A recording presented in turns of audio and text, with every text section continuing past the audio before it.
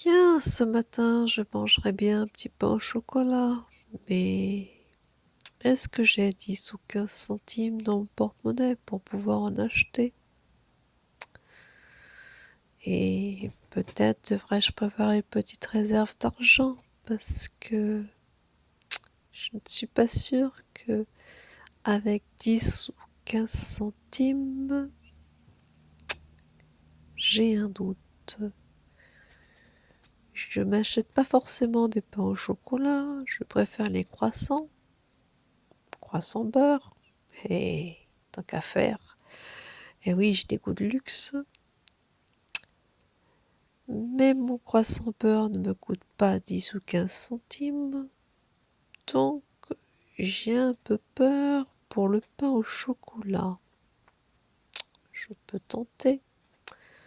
Je peux tendre ma monnaie à la boulangère en disant voici 15 centimes, soyons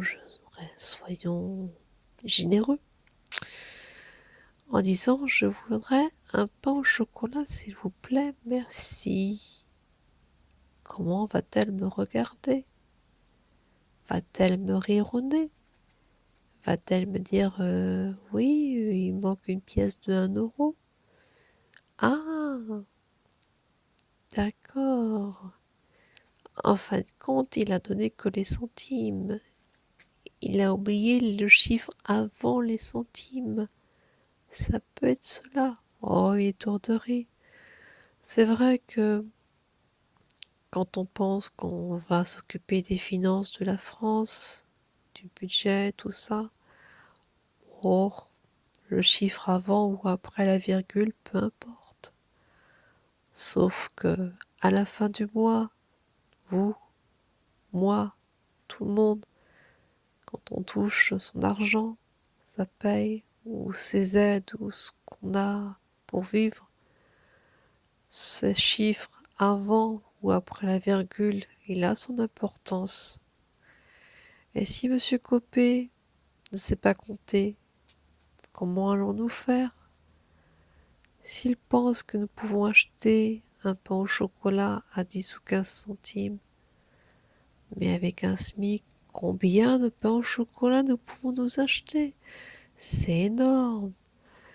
Comment nous allons vivre? Mais nous vivons très très bien. On peut s'acheter tellement de choses. Parce que si le pain au chocolat est 10 à 15 centimes, la baguette, à combien est-elle? Le litre de lait? Le kilo de pommes de terre? La boîte de pâtes? Mais nous sommes riches. Oh, heureusement, il a fallu qu'ils nous le disent, enfin qu'ils nous le fassent comprendre que avec nos pains au chocolat à 10 ou 15 centimes, avec un SMIC, on pouvait s'en acheter tellement. Et si on s'achète un pain au chocolat, si pour faire une petite gourmandise, on peut s'acheter tellement de choses. Mais je crains qu'il ne soit resté en 1969, au moment où Jodassin chantait ses petits pains au chocolat. Peut-être a-t-il un souvenir d'une boulangère. Ah, 69, ça s'invente pas. Mmh. Quand il fait avec les petits pains au chocolat. Ouh là là. Je ne vais pas aller plus loin, je ne voudrais pas, hein. Je vous laisse à votre imagination. Enfin, bonne journée et bon courage pour trouver votre petit pain au chocolat à 10 ou 15 centimes.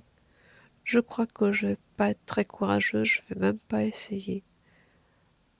C'est de la lâcheté ou de la conscience peut-être plutôt. Oui, je suis consciente que je ne trouverai pas ce pain au chocolat à ce prix, qu'il faudra rajouter un peu plus. Oui, bah moi aussi je vais tenter, je vais faire attention à ma ligne. C'est pas du superflu, j'ai un petit peu grossi. Voilà. Mais vous pouvez manger peut-être des pains au chocolat, mais prévoyez un peu plus de monnaie aussi. Enfin, c'est un conseil, c'est juste un conseil. Mais je crois que vous n'avez pas besoin de mon conseil. Vous n'êtes pas idiot. Du moins, je le pense. Enfin, je suis certaine, d'ailleurs, je suis certaine. Personne personne ne peut imaginer, à part Monsieur Copé, trouver un pain au chocolat à 10 ou 15 centimes. Évidemment, je ne vous parle pas dans les grandes surfaces. On peut trouver en promotion des pains au chocolat qui sont à manger le jour même. J'en ai moi-même acheté une boîte de 5 mini pains au chocolat pour 1,50 €. 5 pour 1,50 €. On est quand même bien loin de 10 à 15 centimes l'unité. Il n'était pas très grand, mais il n'était quand même pas trop petit. Donc 10 à 15 centimes, j'y crois pas. Voilà. Bon, je vous laisse. Bonne journée. Peut-être à plus tard.